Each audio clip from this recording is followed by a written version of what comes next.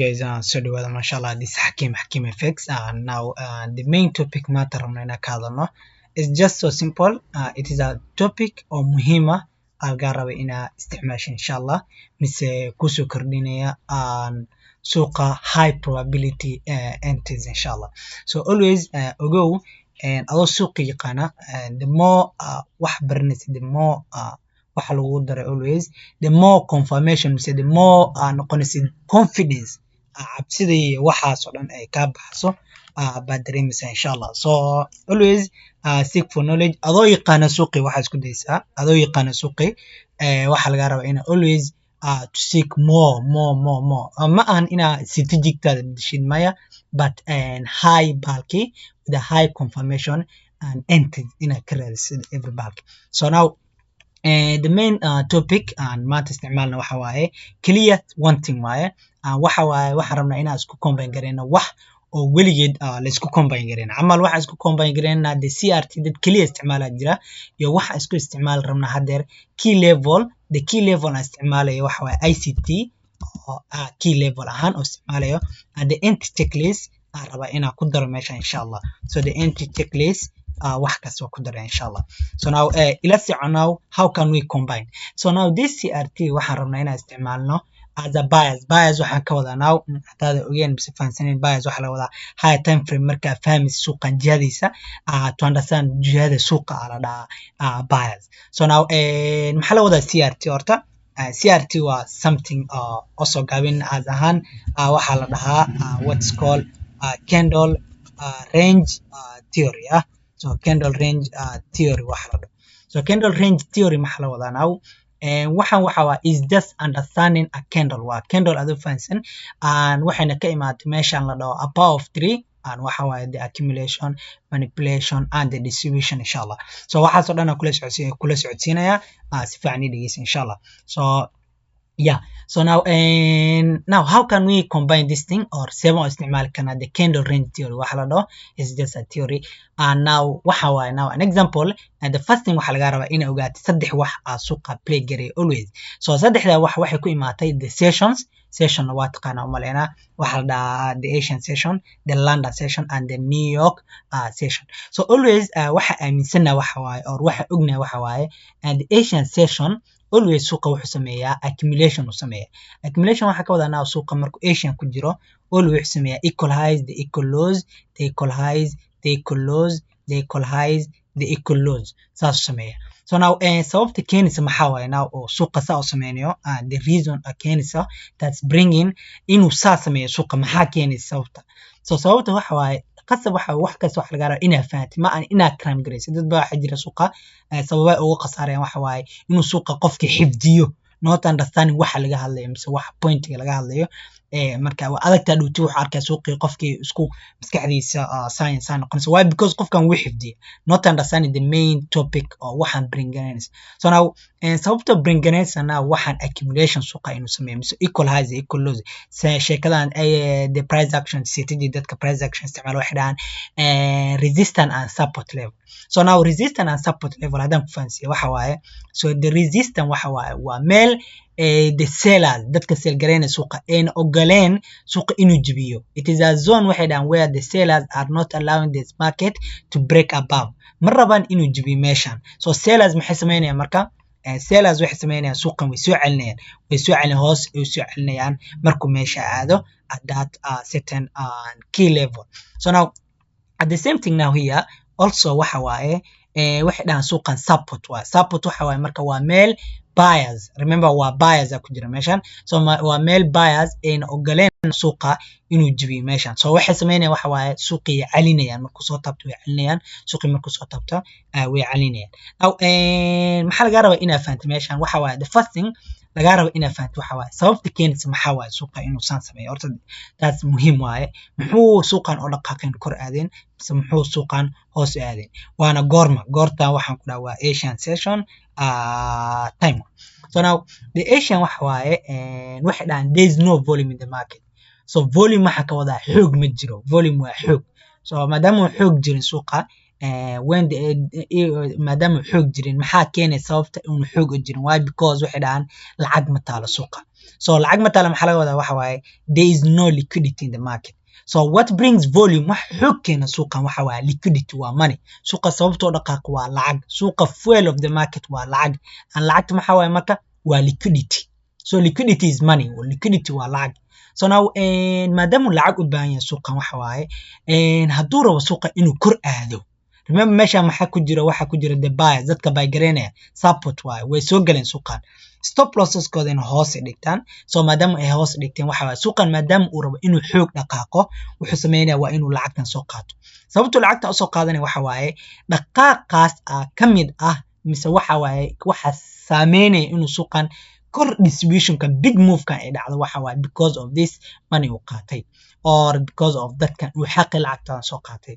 so this process uu xaqay dadkan waxa la dhahaa manipulation and now the other part is distribution so simply waxaan fahansiinay waxa la dhahaa accumulation waxaan fahansiinay waxa la dhahaa manipulation waa marka dadka xaqayo kadib distribution oo suuqa dhaqaaqay move kan now the same thing also waxaan suuqan in order to market to buy inuu suuqan buy galo well it has to sell first the market the same thing okay in order the market to sell it has to buy first waa inuu resistance kan la baxa why because suuqan wuxuu sameeyay generate liquidity asaga abuuray lacagta sababuu abuuray waxa waa dadkii soo galay resistance as a resistance oo soo galay sellers ana buyers inuu wuxuu soo galay as a support soo galay so resistance iyo support xoog buu soo galay suuqa now after sellers markuu saaray suuqan what is next waxa waa distribution in order the market to sell it has to buy first or in order the market to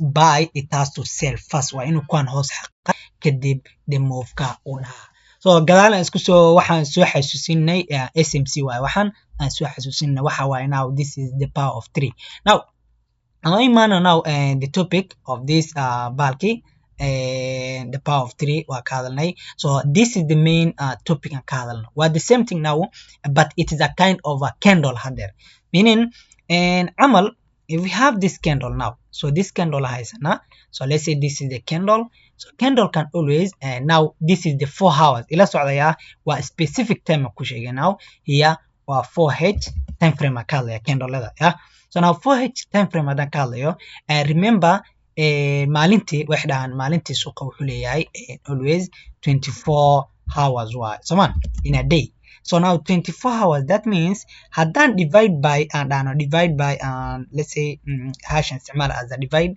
so let's say if we say a divide by 4 maadaama 4 hour time frame ku jirno waxa dhana meesha waxa la imaanana wax la dhaho 6 so that means maalintii waxa la sameeyay hadan 4 hours ku jirno waxa la sameeyay 6 candle so maalintii 6 candle hada la sameeyay maalintii waxay leedahay again waxa waxaan kala qaybinaa 3 hours iyo 3 hours waa fahansantiin oo maleena waxa ka wadaa now hameenkina 3 hours way hameenki sorry hameenkina sorry meeshan waxa kala qaadanaa 12 hours iyo 12 hours so hameenkina waa 12 hours maalintiina waa 12 hours waa la yaqaan meesha so that means lixda candle waxa kala qaybinaa waa 3 iyo 3 hameenkii iyo 3 maalintii so 3 candle in a night and 3 candle in daytime so waa ina faantida oo raba meeshan so 3 candle in daytime raba ina faanti fiican faanti meeshan so 3 candle in daytime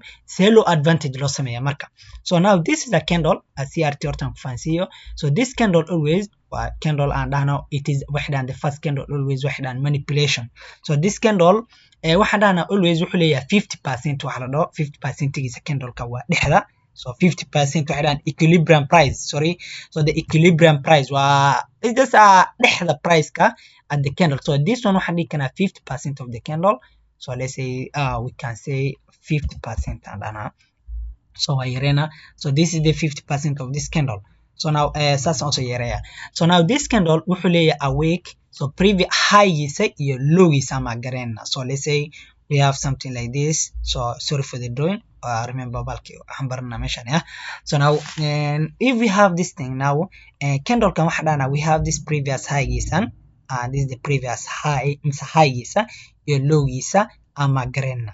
So now candle can 4 hours hadaan mark gareyno maxaa mark gareyna mark waxaan ka wadaa high gana saa line oo saarana iyo lowgiisa aan hoos line saa oo saarna also.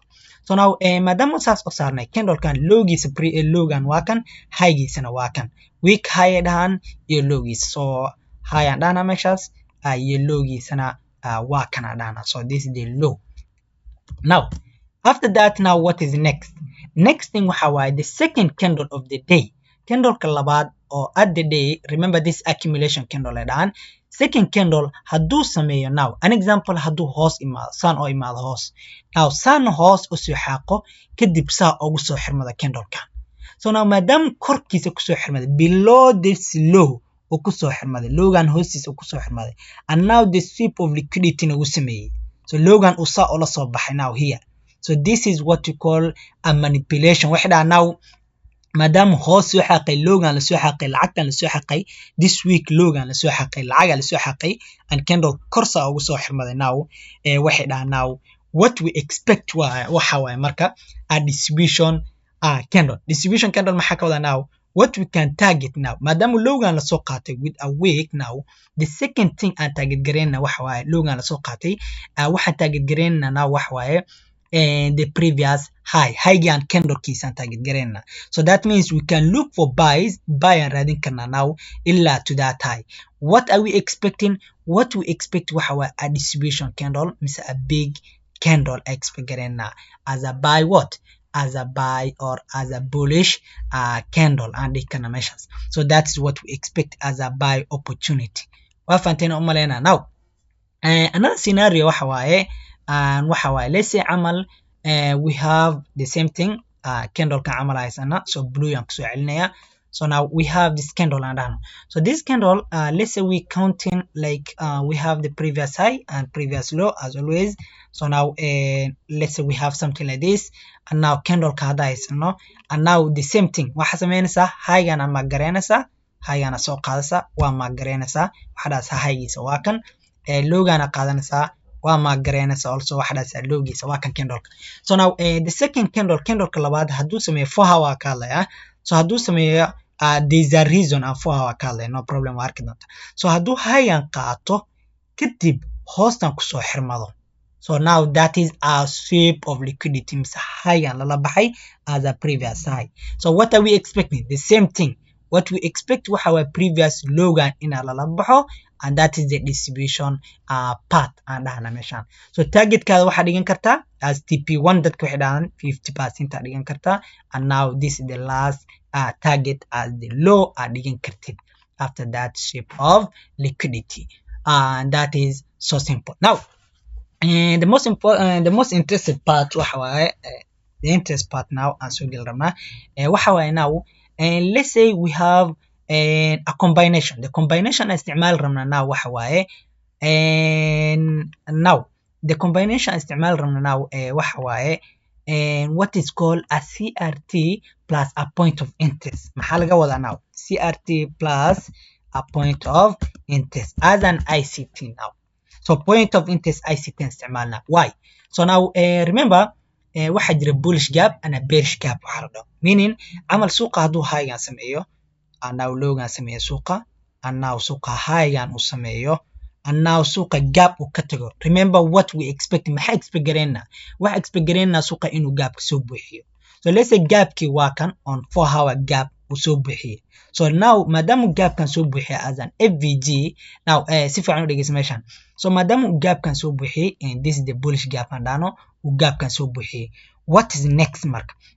The next part waxa waaye now what we wait for waxa waa laga rabo ina sugto waxa waaye the CRT to be formed. So now this one hadday candle ki soo buuxiyaan fiirina. So let's say candle ka inta soo taagan yahay now and this is the candle as a bearish candle uu saa usoo buuxiyo suuqa. So now maadaama bearish candle saa usoo buuxiyay now make it red aan ka dhigaa sida si fiican u aragtay now. So now let's say bearish candle asa usoo buuxiyay. Now this bearish candle waxa sameynaa lowgiisa ma gareynana. So let's say we have to mark the low gan and the high of the candle. So high giisa iyo low giisa soo ma gareyna. So now this previous low giisan sa oo dhigana line ka gap ku jira. Remember lowgiisan sa uma gareena what we expect, what are we waiting for. Marka maxaa sugnaa waxa waaye lowgan ina lala baxo. So let's say candle ka dusa oo la baxo now oo korkiisa ku xirmado now. Previous lowgan lagala baxo and now body closing above it. So now lowgan saa loola baxayo with a wick, and now that is what we call a manipulation. So now another now CRT invalid ini sheegay invalid waxana shaqeyn camalan ka wada waxa waaye candleka inuu saa usoo buuxiyo and now wigiisan aan dhahno something like wigiisan oo saa sameysmanayo kadib oo suuqa sameynayo lowgan lala baxayo. So let's say lowgan saa loo sameynayo and now lowgan lala baxayo and now candleka saa oo imaanayo hoos.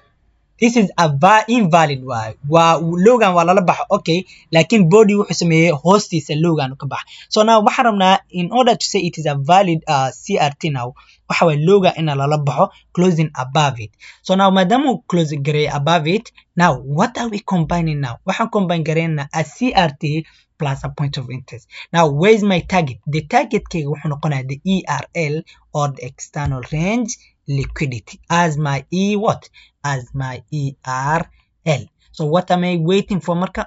Sorry, color, it should be color white, color black, and now the text should be color black. So that is the point. Now what are we expecting? What are we waiting for as a move? How a buy move? Now that bad TP1 called high and so it is okay as TP3 measure oga baxayo. But now remember we combining everything here. We combining the the CRT plus as a point of interest and targeting the main ERL or the main external the main external range liquidity. External range liquidity waxa la wadaa the highest point uu suuqa ka imaaday. The highest point uu ka imaaday waa kee topic kala oga hadlay no problem. And now muhiimada waxa way ina ma tafahna the CRT plus the point of interest as isticmaalana. Now aan ka socona now waxa way now how can we go for as a confirmation entry oo isticmaalana marka sorry confirmation entry oo isticmaalana. Yeah, so confirmation entry waxaan isticmaalana now remember CRT as waxaan isticmaalnay point of interest as a buyers waa marka suuqa jaadiisa fahmaysa. Now the entry confirmation isticmaalana entryga confirmation laga rabo in isticmaalana now waxa way now 15 minute hour. So 15 minute now wax badan ka hadlay 15 minute wax badan isticmaali kartaa waxa waaye MSS market structure shift ka wada plus FVG isticmaalis plus FVG plus and FVG laakiin ani waxa waa ka tagay oo ma isticmaalno waxa isticmaalna wax la dhaho a combination of what called SMT plus plus an inverted FVG, IFVG. Tana kama hadli cause wa kala side and the most important thing is the market sector plus FVG and kala. Now to this point now the CRT and so is samena then again wa qasab. So let's say we have this candle and this is the bullish candle and now the buy candle. So now we have this week and we have this low. So now if we have this one now hadan haysan haygan and now we have this logan isano and what are we waiting for again? The same thing waxa suganaa logan ina la qaato ka soo qaad. Now logan lagu qaatay candle closing above it candle kan soo xirmaday. So logan madam uu qaatay candle kan with a wick ku qaatay. Now the third candle what are we expecting? Waxa expect gareyna a distribution move. So now the question is now target kan high gan waa yeah buy opportunity we expect gareyna inuu buy gan dhaco expect gareyna buy gan inuu dhaco. So the question is now let's within waxa waay now how can we go for the buy gan si u galana now buy gan si u galana now buy gan sida u galana waxa waay now going for the lower time frame, going for the 15 minute time frame. Maxaa suginaa marka 15 minute time frame waa the market structure now. Market structure on 15 minute time frame waxaan suginaa marka the internal pullback means the internal pullback ending, meaning the internal the internal change. So let's say also gaabina waxa suginaa the internal change trend wax la dhaho. So meaning the internal change trend waxa lagu qiimeeyaa waxa la market structure shift MSS, not change of character. There is completely different between a chart and a market structure shift. So MSS waxa lagu qiimeeyaa mise waxa lagu fiiriyaa what you call the internal structure change. Now meaning and if the market create this high this low and now create this high again and now create this low again. Remember the market is downtrend. Suuqa hoos u socda. It is breaking the lows. Remember how well something like this arkasa 15 minutes marka imaatid on the market on the higher time frame. Remember waxdan and the run on a higher time frame waxdan is a 10 on a lower time frame. So run hal run clear on a higher time frame. Hadda lower time frame imaatid waxay imaanaysaa it is a 10. Now remember suuqa wuxuu sameynaya break of structure. The last low la jibiyay waa kan creating a boss or creating a break of structure. Now since we create that break of structure or boss ujeedna now waxaan dhanaa yaa sameeyey break of structure haygana sameysay. So now maadaama haygan sameysay what are we waiting for? Maxaan sugaynaa marka? Waxaan sugaynaa now haygan inaa la qaato to create a change of character mise to create a church waxa la dhaho. Now maadaama churchka ujeedna mise maadaama change of character ujeedna on a lower time frame a change of character and now what are we waiting for? A gap aan sugaynaa mise an imbalance aan sugaynaa. Kadib imbalance kaas aan trade ku qaadanaa mise kadib long taas halkaas baan halkaas baan ku qaadanaa. So the buy opportunity and halkaas aan ku qaadanaa or the long opportunity halkaas aan ku qaadanaa. So what are we combining here? Waxa way now here waxa the 2013 model why if I'm not wrong and combining market structure plus a gap as a confirmation entry. So now and just having this confirmation and this having everything here, all I mean this simple thing had let's marka there's a lot that's coming inshallah sida in ku sheegay telegramka yeah. So and this is the structure arab in isticmaash every time if it is just this following this trend like this and plan can clear isticmaalis. So the plan is now and the plan waxa way now hadan combine gareey waxa way inaad sugtid a confirmation of this thing inay happen garayso on a point of interest gap inuu sameysmo. Remember high time frame key level aan dhigi karnaa meeshaan. So high time frame HTF aan ku qornaa as a high time frame key level. So let's say this is the high time frame key level uu suuqa soo galay markuu soo galay kadib wuxuu ku tusiyay a confirmation like that. So what we expect waxa waaye a distribution move or a buy move after that and had happen or after that SMS mise dhacday meeshaas. So I hope you found measures. That's about the theory waaye. Now let's go to the real chat kan galna now aan fiirina waxan inay dhacso or how can we follow and the moves like this ones. So simple waaye. Now and let's go to the real charts. We are in the euro USD and now and so let me remove everything or remove everything. So let's remove everything. Yes, remove everything. Not show shit like this. So now and so now let me just cut from yeah. So I think last week Andre. So okay. Now and remember we are in a 4-hour time frame. Euro USD ku jirna. So GBP USD no fiirna no problem. laba xaba saddex xaba camal fiirna as a balki inshallah. So ila socon meeshan. So now and remember as you can see now here you can see now it's just 4-hour time frame. So wuxuu sameeyay logan qata hayana wala bax already. So now remember what we combine in here waxa waaye a point of interest, a gap, and what is called what is called a CRT. So now as a point of interest there's a gap here as I can see a gap, a point of interest as a gap formation kajira.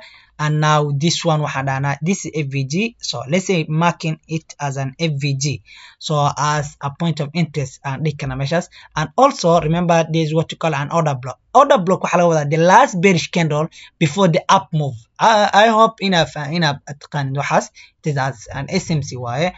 Order block of course we can as an OB the last bearish candle before the buy move, so before the up move the candle ugu dambeeyo hoos intuna dhaqaaqayn the big move or the buy move. So let's say FVG isticmaalna as a point of interest aan iska dhilina tan. So gap isticmaalna dhahna. So now aan fiirina waxa dhacay suuqan and okay. So here is the example now ku sheegay now. So let me just cut from this price. So now the example ku sheegay waxa waa here suuqa wuxuu sameeyay a point of interest soo galay kadib reaction aragta dareen gaabkii waa soo bixiyay maxaa dhacay meeshaas waxa dhacay now the previous slogan waa lala baxa with a week lagu la baxay candle closing above so lowgan waa lala baxay after taking out this previous low bahalkii uu la baxay so waxaan dhigi karnaa now dad baa dhaha a sweep of liquidity so anything as long as wixii dhan suuqa waa isku soo laabtaa run haddaan ku sheego CRT waxaas dhan waa the same thing so maadaama previous lowgan lala baxay now so since we are talking about CRT maadaama ka hadlano aan lowgan so now we can say now waxaan dhigi karnaa now maadaama kan lala baxay waxaan dhigi karnaa now let's say a CRT plus 4 hour point of interest maxaan ka wadaa marka waxaan ka wadaa gap la soo bixiyay plus a CRT combine meesha laga sameeyay so what are we waiting sorry maxaan sugaynaa marka waxaan sugaynaa now as a target waxaan target gareyn karnaa high-gan target gareyn karnaa again high-gan waxa waa candle kana waa laga wadaa so waxaan dhahnaa high-gaasan dhahnaa so hedge ku qornaa again sida inay ku sheegay waxa jirta ERL maxaa ka wadaa marka maadaama gapkan la soo bixiyay the highest point uu suuqa ka soo laabtay is also as a point to target or waxaan dhahnaa the external range liquidity remember suuqa laba wuxuu sameeyaa dhahan wuxuu sameeyaa suuqa waa inuu gap soo bixiyo mise waa inuu tago meeshu ka soo laabtay meaning taasna CRT ICT oga hadlana no problem so suuqa high-gan markuu sameeyo gap markuu soo bixiyo it has to seek that liquidity gap soo bixinaya it has to seek the liquidity gap soo bixinaya it has to what it has to seek the liquidity so now that's how the market always usameeya now so this is the CRT as a point of interest what are we expecting high-gan target garena high-gaas also target garena so maxaan sameynaa 4 hour time frame ku jirna buy iskama qaadan karna so what you can go to it is a lower time frame as a confirmation so 5 minutes xataa waa tagi karnaa it is a confirmation remember you can go to anything geli karta now the question is now the last break of sector kebe ka dhacday the last break of sector waxay ka dhacday meeshan lowgan meesha mujida this is the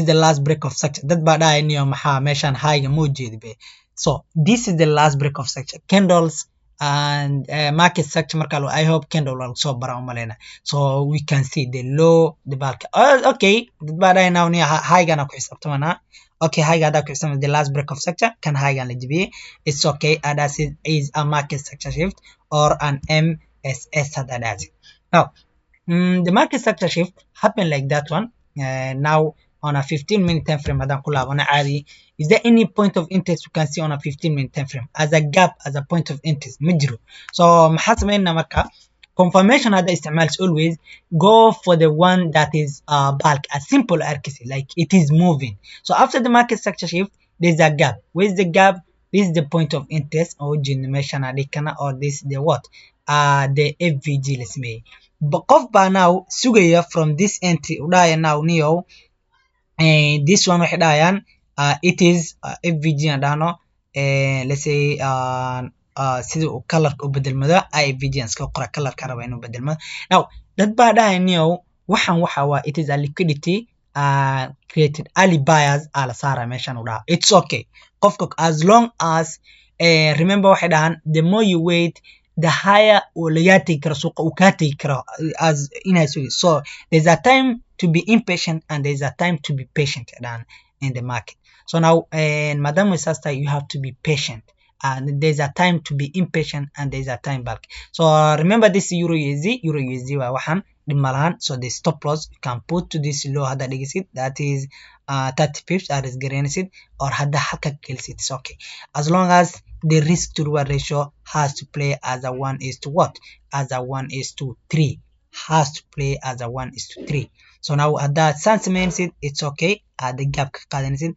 hada looga sugaysid gap ka hoostan dhiganisid the stop loss it is okay then remember waxa waa it has to play 1:what 1:3 the risk to reward ratio has to be 1:3 measures so that's how you need to back عادي you gap kusoo bixi hadeer so this is the gap as 5-minute gap عادي soo bixi so yeah now the stop loss has to be this low now uu kasoo laabtay after the market structure shift and yeah so aan fiirina marka the play عادي inuu play gareeyo or back so the risk to reward ratio isticmaalna waxa waaye 1:what 1:3 bulk. So let's say we can target the high or this high and target garin karna meesha.